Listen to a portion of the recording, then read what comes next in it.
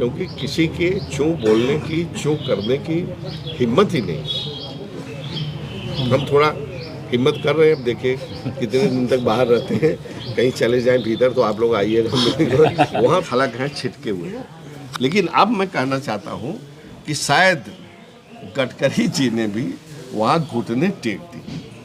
क्या अलग अलग ध्रुव हैं दोनों बीजेपी के अंदर, गडकरी जी? एकदम ध्रुव था, भले एक बड़ा ध्रुव था, एक छोटा ध्रुव था, लेकिन आज इस निमंत्रण से मुझे लगता है कि एक जो ध्रुव था, जो कुछ उसने भी, आप देख रहे हैं कितने ध्रुव पानी में बहे जा रहे हैं उसके शक्ति प्रवाह में, तो उस तरह से गडकरी जी ने भी अपने घुटने टेक दिए और पूरा ये बीजेपी मय वो भी हो गए हैं। हम लोग तो गडकरी जी की तारीफ मैं यहाँ तक करता था, मैंने पार्लियामेंट में भी कहा मेरे स्टेटमेंट में कि माननीय गडकरी जी आप बहुत अच्छा काम कर रहे हैं और अपोजिशन एमपीज का भी आपको बहुत समर्थन है, और कभी वक्त ज़रूरत ऐसा पड़ा कि आपको प्रधानमंत्री बनने की बात आई तो मैं आपके साथ खड़ा हूँगा, आपको वोट दूँगा।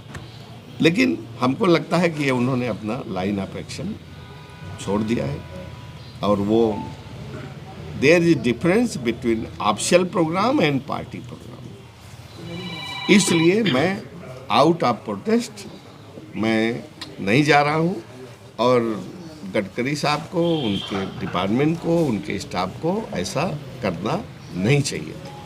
आपने जो डिमांड्स रखी थी वो सैंक्शन हुई हैं क्या? नहीं, जो आपने जो विकास के लिए जौनपुर का नहीं वो किसी पर हमको उसका उत्तर भी आया है, वो मैं जो उत्तर आया है वो मैं भेज दूंगा। और बाय द वे हमारे वहाँ नोएडा वाले कंप्यूटर में कुछ काम उसमें हुए हैं, सब नहीं हुए हैं लेकिन कुछ काम उसमें हुए हैं। लेकिन बात यहाँ है कि आज मुख्य मुद्दा है कि दिस इज गवर्नमेंट फंक्शन, ये कोई पार्टी का फंक्शन नहीं है। और उन्होंने कहा था मेरे लिए आएंगे एक दिन, ये वादा किया था, आए भी हो, लेकिन मेरा नाम यहाँ इनविटेशन लिस्ट में नहीं है। तो क्या मैं जौनपुर का सांसद नहीं हूँ? क्या मेरा अस्तित्व नहीं है बीजेपी के सामने और गडकरी के सामने? अब इतना ही मैं आपसे कहना चाहता हूँ। और ये बात जो मैंने प्रधानमंत्री जी वाली कही थी, सब बात आप लोग अगर किसी में हिम्मत हो मतलब थोड़ा डेयर, मतलब बहुत लोग पूरी बात नहीं कह पाते, तो पूछना चाहे तो पूछ सकते हैं कि जौनपुर के सांसद श्याम सिंह यादव ऐसा कह रहे हैं। सांसद जी आपको नहीं बुलाया गया, आपको क्या लगता है इसकी क्या वजह हो सकती है? वजह क्या है? ये मतलब अपोजिशन को जो वजह तो आपको साफ दिख रही है कि अपोजिशन को कुछ समझना नहीं, अपोजिशन से कोई राय बात न लेना और अपोजिशन की प्रेजेंस भी नहीं मतलब सुहाती उनको। कहीं ना कहीं कामों का क्रेडिट ना देना हो, ऐसा भी हो सकता है। और मैं आपको बताऊं, यही बात चलिए आपने अच्छा भूल रहा था, याद पकड़ा दिया। ये जो श्री कृष्ण नगर का स्टॉपेज का था वो मैंने कराया था रेल मिनिस्टर से मिलकर, और मेरे कहने पर 2-3 चिट्ठी लिखे और मेरे कहने पर वो स्टॉपेज हुआ।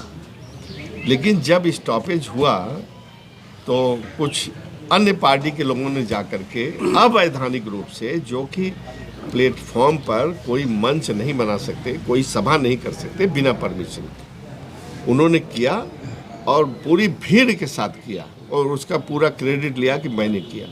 और मैं तो लाउड स्पीकर सुन रहा हूँ कि उनके मतलब वो टाउट्स सिखाए हुए लोग कह रहे थे धन्य हैं आप जो कि आपने बदलापुर की जनता के लिए यहाँ पर श्री कृष्ण नगर में ये रुकवा दिया, आप बहुत बहुत धन्य। हर आदमी यही धन्य धन्य धन्य कह रहा था, जबकि वो मेरा किया हुआ आज भी मैं एक रोड पे 2 शिलापट लग जाता है, तो काम ट्रेन ऐसे तो बहुत है। प्रधानमंत्री ग्रामीण सड़क योजना में मैंने 21 सड़कें बनवाई और उसमें शासनादेश में लिखा हुआ है कि इसका उद्घाटन निर्विवाद रूप से सांसद करेंगे, वहाँ ये लिखा हुआ है। और मैंने पिछली दफ़ा आपको ये दिया भी था वो शासनादेश। लेकिन भाई यहाँ के मिनिस्टर को, यहाँ के एमएलए को नियम कानून मालूम है अगर मालूम भी है तो उसका पालन नहीं करना चाहते। और मैंने माननीय मुख्यमंत्री को भी लिखा है वो पत्र हमको निकाल के रखना चाहिए था कि आपके मंत्री, आपके विधायक नियम कानून को जानते नहीं हैं, ऐसा ऐसा करते हैं, उद्घाटन हमको करना है, वो खुद करके चले आते हैं, तो क्या उनके खिलाफ कुछ अंकुश लगाएंगे इस तरह की चीज़ों का। वो भी पत्र मैं आपको दे दूँगा, मैंने लिखा है, मैं लिखने में कोई कसर नहीं छोड़ता।